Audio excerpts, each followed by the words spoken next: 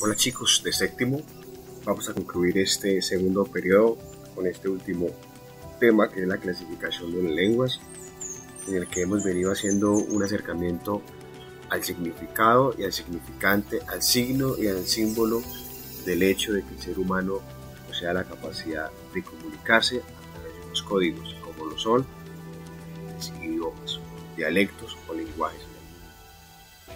Ya lo hablábamos hace un par de días, y es que el hombre, en todo su conjunto de lo que se conoce como ser humano, posee una característica importante y especial, y es que es un ser de lenguaje, es decir, que tiene la capacidad de comunicarse a través de códigos y de señales o indicaciones.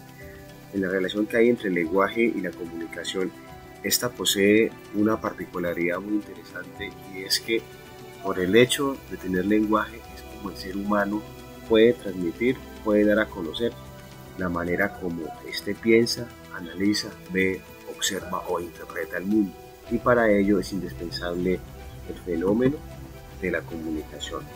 Esta entendida como un proceso en el que se transmite un mensaje entre un emisor y un receptor, y para ello es indispensable que haya un código común, que es el lenguaje.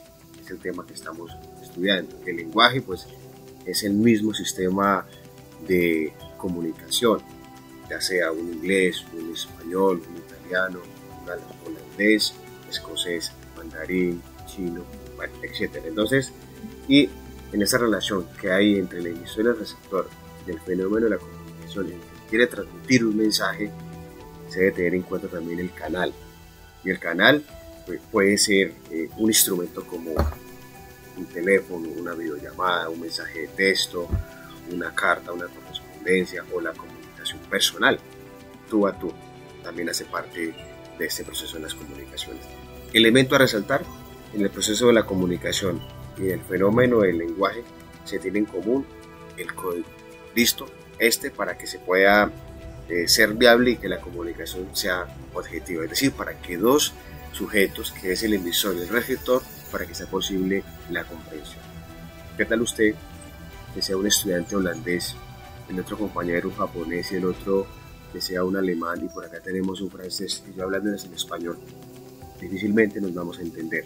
Es decir, en la comunicación se debe hacer uso de una lengua común, que es el código común. Continuando con este debate de la clasificación de las lenguas, entonces vamos a hacer dos distinciones. La primera es la clasificación morfológica, es decir, el cuerpo que tiene una lengua, y la segunda es la clasificación genealógica, es decir, el origen, la causa primera, o de dónde nace, de dónde provienen las lenguas. En la clasificación morfológica tenemos tres características, que son las lenguas monosilábicas, que tenemos el caso del lenguaje chino, que este no tiene cambios, como es lo que es y ya no tiene ninguna otra variable. Tenemos las aglutinantes, que son las yuxtapuestas, que son las palabras, por ejemplo, en japonés. Un término o otro término pueden tener varios significados o significantes. Tenemos las flexivas, que aquí tenemos dos características, que son las analíticas, que tenemos el caso del español, y tenemos las sintéticas, que es el caso del latín. Ya más adelante les explicaré qué quiere decir estas dos. Bueno, entonces empezamos con el latín, una lengua sintética.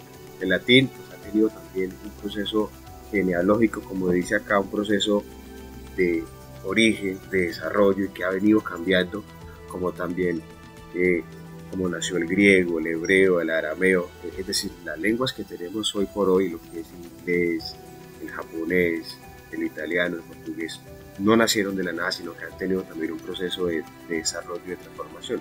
A eso se llama génesis o genealógico.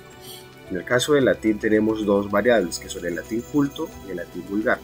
El latín culto fue aquel que se desarrolló del Imperio Romano y que lo hablaban o lo dialogaban los grandes personajes, como eran senadores, como eran políticos, como eran los filósofos, los escritores, los sofistas, y gracias a que ellos tenían la facilidad de acceder a la educación, a la academia, y también fue y sigue siendo hasta el momento la lengua oficial de la Iglesia Católica.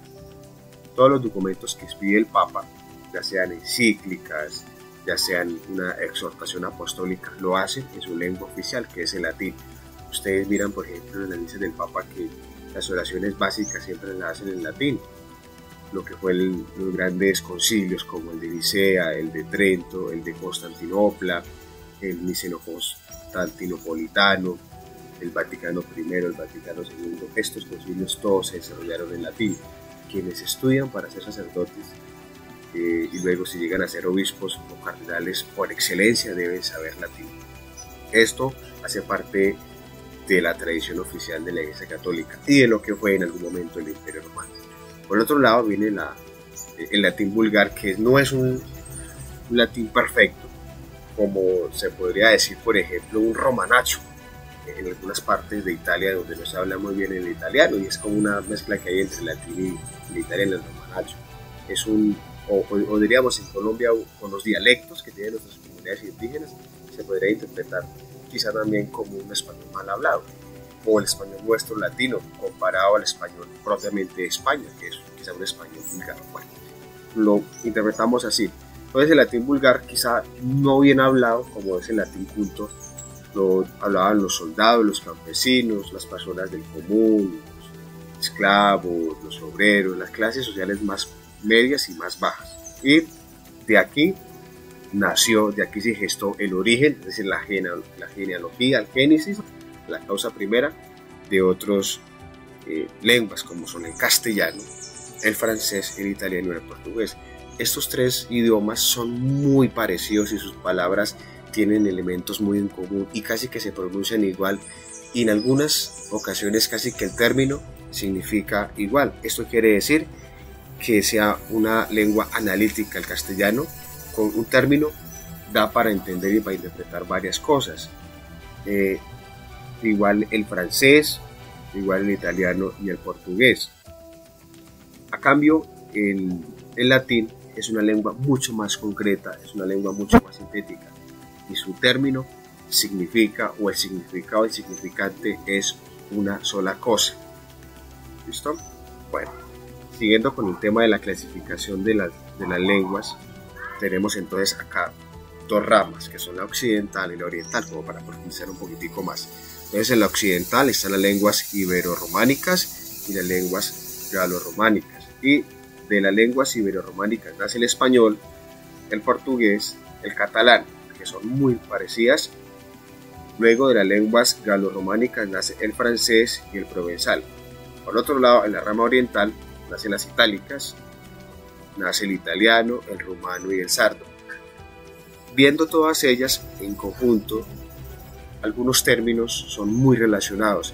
Por ejemplo, una persona que sepa latín, que tenga nociones básicas de latín, con toda seguridad va a poder entender el lenguaje de cualquiera de estos idiomas. Una persona que sepa italiano, que es como la lengua más cercana al latín, casi que es idéntica, pero tiene algunas variables, fácilmente va a poder entender el español. En el diálogo que uno establece con un italiano hay palabras que son casi iguales, igual con el portugués, de modo que esto gracias a que nacieron y se gestaron de una misma lengua general madre, que es el latín. Algunos la consideran lengua muerta junto al hebreo, al arameo y el griego, puesto que no son idiomas oficiales de ningún estado o de ningún país. Ningún gobierno en el mundo las tiene como lengua oficial, entre comillas, y se conocen como lengua muertas. ¿Por qué le dicen así? Pues por la misma razón de que casi no se usa, pero hay algunos defensores que dicen no son lenguas muertas. Mira, la iglesia las sigue usando para sus estudios bíblicos y arqueológicos.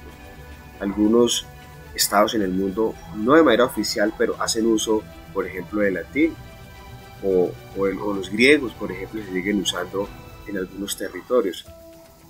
En términos en lo que le converge a la arqueología bíblica, las tres grandes lenguas en el mundo, las tres grandes lenguas madres, como son el hebreo, el arameo y el griego, fueron los lenguajes por los cuales se escribieron los textos sagrados, que hoy por hoy no han desaparecido del todo, pero que siguen siendo objeto de estudio y de investigación para quienes están inmersos en este mundo de la arqueología bíblica y que quieren descifrar qué hay detrás de los siguientes términos. Se dice que saber griego, saber hebreo o saber arameo, incluso saber latín, dicen los expertos en filología que detrás de estos códigos, de estas letras, si se puede decir letras, hay una gran riqueza de significado y de significante en las cosas que no se pueden explicar, que no se pueden decir con nuestro alfabeto castellano. Es decir, el significado que tiene estos signos y estos símbolos, hay expresiones que no se pueden explicar, ni siquiera con el inglés o con el francés. El misterio está ahí. Entonces, por ejemplo, muchos textos de la Sagrada Escritura, hablando del griego bíblico, es incorrecto interpretarlos desde la traducción que tiene en el portugués, en el español o en el castellano. A veces cuando se toma un texto bíblico o un texto de arqueología, usted lo lee y le saca la idea principal del texto, a veces la interpretación puede ser equivocada, es decir, se comete el error de la irrenancia, quiere decir que se está interpretando mal, porque el sentido con el que fue escrito en su estado original, según el autor, es otro. Por eso la mayoría de biblistas o de exégetas o de arqueólogos bíblicos deben manejar perfectamente hebreo, arameo, griego y latín para poder entender el sentido con el que el autor sagrado lo escribió, o si se trata de otras obras, ¿sí? El caso, por ejemplo, de Cicerón, de César Augusto, esos grandes emperadores, de Maquiavelo. Para entender la profundidad de sus textos hay que entenderlo desde la lengua en la que fue escrita. O si queremos entender obras de filósofos alemanes, rico es entender el sentido con el que se escribió, y que fue en alemán y no la traducción que le hicieron al castellano, porque ya las palabras van a cambiar.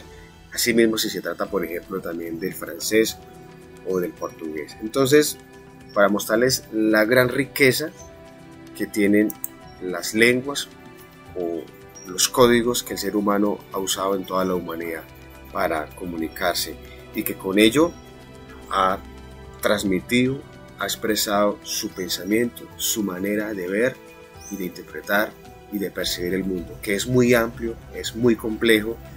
Nosotros tenemos nuestro idioma español, algo sabemos de inglés, y nuestro mundo lo interpretamos y lo explicamos desde el castellano, quizá poquitico puede ser de latín, pero ir más allá y conocer, por ejemplo, un chino, un mandarín, un árabe, un ruso, un portugués, un francés, o qué rico, un griego, un hebreo, un arameo, pues creería que el panorama es mucho más profundo y es mucho más amplio. Entonces, este es, a grosso modo, la expresión, la explicación de la clasificación de las lenguas y el gran misterio que hay detrás de cada uno de estos signos y símbolos. Nos encontramos en Zoom y allí continuaremos con esta explicación. Muchas gracias.